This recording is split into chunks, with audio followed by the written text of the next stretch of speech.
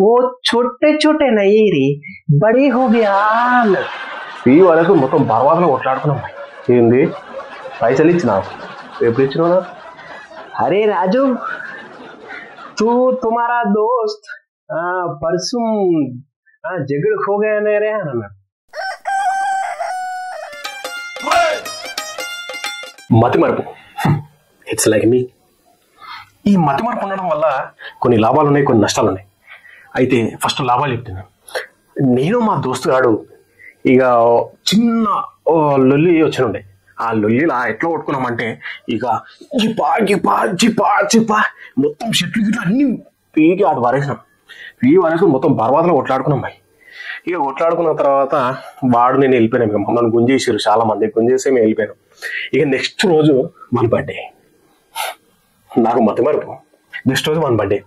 పోయినసారి వాడిని బర్త్డేకి ఏం చేసామంటే రాత్రి 12 గంటలకి పోయి కేక్ కోపించాం మనకి.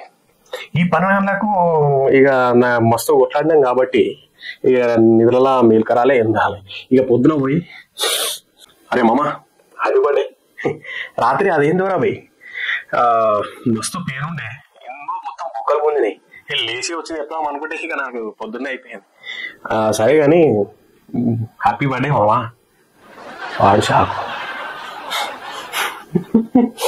ఇక సరే ఇక వాడు షాకులున్నాడని ఈడేంద్రా ఇట్లా షాకులున్నాడని ఏం చేసిన సరే అరే మామ ఈ మన మందిరం పెడుతున్నారు ఎప్పుడో ఇలా ఎట్లకైనా తాగాలి, జర మస్తు బాడీ పెయిన్స్ ఉన్నాయని చెప్పేసి ఇక మందిరం అనుకుంటున్నాం. గాడి దగ్గర పోయిన తర్వాత మందు గ్లాసు ఇట్లా తీసుకొని మందు పోస్తుంటే జాంగీర్ భాయ్ వచ్చింది. ఆడికి జాంగీర్ భాయ్ వచ్చి ఏమన్నాడు సార్, అరే రాజు తూ తుమారా దోస్త్ పర్సూ జగడ్ హో గయా రే అని అన్నాడు.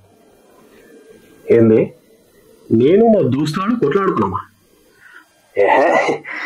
ఎంత యాడ్ చేసుకున్నా గుర్తొస్తుంది కాబట్టి అప్పుడు మేనేజ్ చేసిన. ఏవో చిన్న చిన్న గట్ల అవుతుంటాయి. ఇక దోస్తానా కొట్టుకోమా చేయమా, ఇక దోస్త్ అంటే పానం ఇస్తాను అని చెప్పిన. అరే హౌలే ఓ छोटे छोटे नहीं रे बड़े हो गया అన్నాడు. అరే జాంగీర్ భాయ్ మేము పెద్ద పెద్ద కొట్లాడుకున్నాం. పెద్ద పెద్ద కొట్లాడితే నాకు గుర్తున్నదా? జాంగీర్ భాయ్ ఒకటే మాట్లాడు. అరే హౌలీ నీకు చెప్పిన చూసినావా, నా చెప్పి తీసుకొని నేను పట్ట కొట్టుకోవాలా అని అన్నాడు.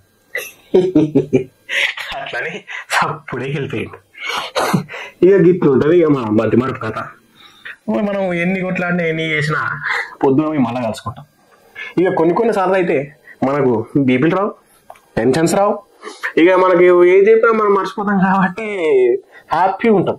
ఓరో గిట్ట ఏమైందంటే మా అన్న సబ్బు ఒక 50 రూపాయలు లక్ష సబ్బు సంతోష సబ్బు తీసుకొని రమ్మని చెప్పాను. ఇవి 2 తీసుకొని రమ్మని నాకు నేను అట్లకైనా పోతుంటే మా అన్న ఇంటి ముందరికైనా పోతుంటే పిలిచారే రాజు ఇట్లా చెప్పాను ఏంటో షాప్ దగ్గర పోతున్నాను అంటే అవునన్నా. అరే ఏం లేదురా లక్ష సబ్బు ఈ సంతోష సబ్బు తీసుకురారా అన్న. నాకు ఎంత ఇచ్చిండు? 200 ఇచ్చిండు భయ్. ఇక 200 ఇచ్చిండు. సరే అదే పైసలు తీసుకొని ఇక పోతున్నా కొద్దీ ఒక కాల్ వచ్చింది.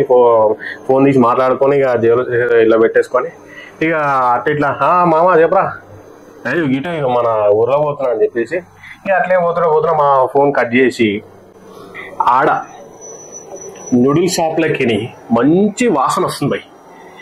ఈ అమ్మ ఎట్లా అంటే చికెన్ దిగా మంచిగా ఫ్రై చేస్తారు కదా, ఆ వాసన వస్తుంది.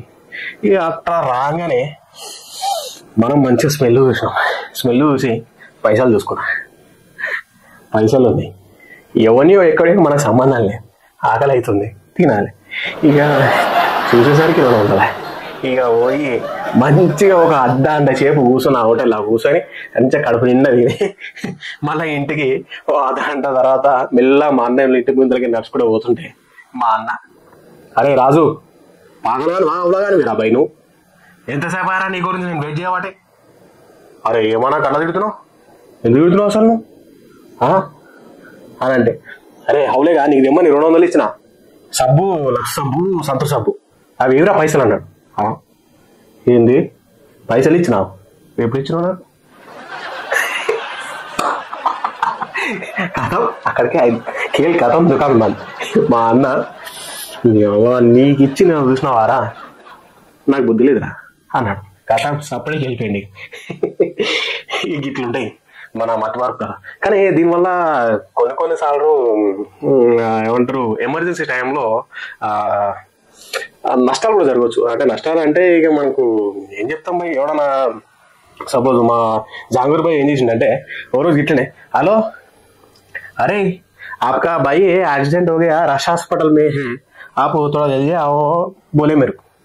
నేనేం చేసిన, అవునా అరే ఎట్లా అయింది భయ్ అని అంటే, యాక్సిడెంట్ అయింది అయితే సరే ఇక మీకు వచ్చేస్తున్నా అని చెప్పేసి ఫోన్ తీసి ఫోన్ పెట్టేసి లోపే వాట్సాప్ మెసేజ్ వచ్చింది.